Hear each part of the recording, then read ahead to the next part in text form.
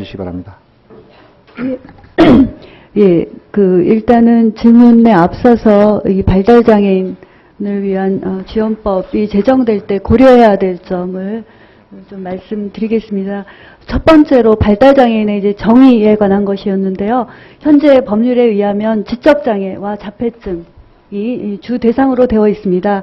그것은 현재 장애인 등록법상 지적장애와 자폐성 장애를 근거로 한 것이기 때문에 다른 나라의 법 체계와 다르다 하더라도 현재 장애인 등록과 장애인 판정상 기준으로 할 수밖에 없기 때문에 그렇게 제한적이었다고 생각을 합니다. 그래서 그것이 당장 잘못되었다 이렇게 생각은 하지 않는데요.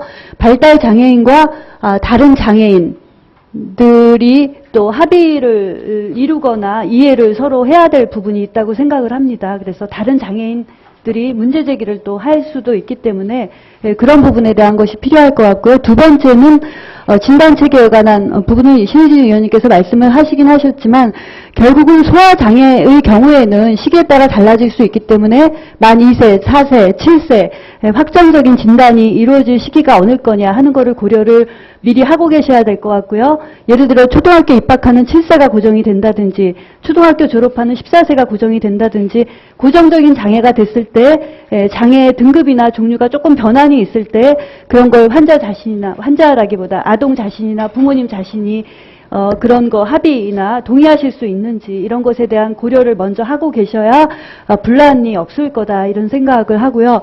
또 하나는 등급 체계를 말씀을 하셨는데 지금 현재는 6등급까지 돼 있고 지적자와 자폐성 장애는 상급 안에 있습니다. 대부분 중증장애로 있습니다.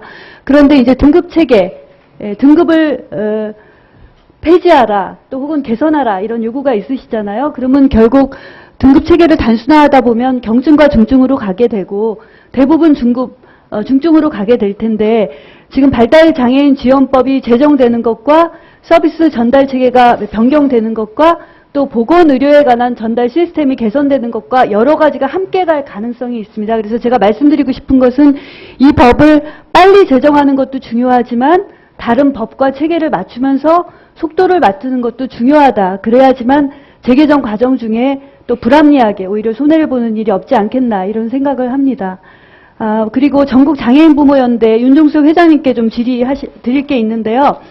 발달장애인 현실 중에 자폐성 장애인이 50만 3천 원이 추가로 든다. 다른 장애인이 시각장애인이 8만 원, 뭐 지체장애인 13만 원이면은 결국은 한 6, 7배, 지체장애인에 비하면은 뭐 3배 든다라는 근거는 어디에서 나온 것인지를 알아야 어떻게 소득을 보존할 것이냐 하는 그 말이 될 것 같고요.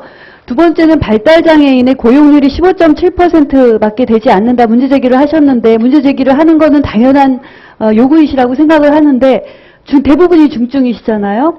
그리고 예를 들어 지적장애나 자폐성 장애의 경우에 1등급은 사실은 직업을 가질 수 없는 정도잖아요. 본인 일상생활 동작도 도와줘야 되니까. 그리고 2급은 훈련이 가능한 정도의 직업만 수행할 수 있고 3급 정도 돼야 충분한 교육을 통해서 직업을 할 수 있잖아요. 그래서 그 장애 고용률이 15.7%다 하면 설득력이 떨어질 것 같고요. 발달장애인이 1급, 2급, 3급에 각각 몇 % 되는데 이 고용돼야 하는 것에 불구하고 얼마 정도 돼야지 문제가 있다라는 것을 해야 설득력이 있겠다. 그 부분 답변 부탁드립니다. 네, 문정리 의원님 질의 고맙습니다. 우선 50만 3천 원 자폐성 장애에 대한 추가 보존 정책은요, 장애인 실태조사에서 나왔던 금액입니다. 저희가 한 게 아니고요. 실태조사에서 산출한 금액입니다. 그리고 방금 말했듯이 이제 장애 급수별로 좀 더 세분화해서 이렇게 이해하기 좋게 설명했으면 참 좋았을 걸 저희가 시간 관계상 바쁘다 보니까 이렇게 좀 양해드리고요. 분명히 말씀드린 다른 장애에 비해서 장애인 고용률이 2.7%, 3% 확대돼 가지만 이 발달장애인은 다른 장애 영역에 비해서 더더욱 이 취업률의 고용률이 굉장히 열악한 게 또한 사실입니다. 방금 말씀하셨듯이 보통 직장의 1급이나 2급 중증장애인들이 특히나 자폐성 장애나 지적장애인들이 가면 다시 돌아 나오는 경우가 태반이고요. 그러다 보니까 이제 적응이나 여러 가지 다른 직무 지도원이나 다른 지원 정책이 필요한데 그런 정책이 거의 전무하다 보니까 다시 이제 집으로 돌아오는 현상이 대다수입니다. 그리고 여기서 나오는 15.7%는 대다수 보호자급장애 근무하는 장애 발달 장애인입니다.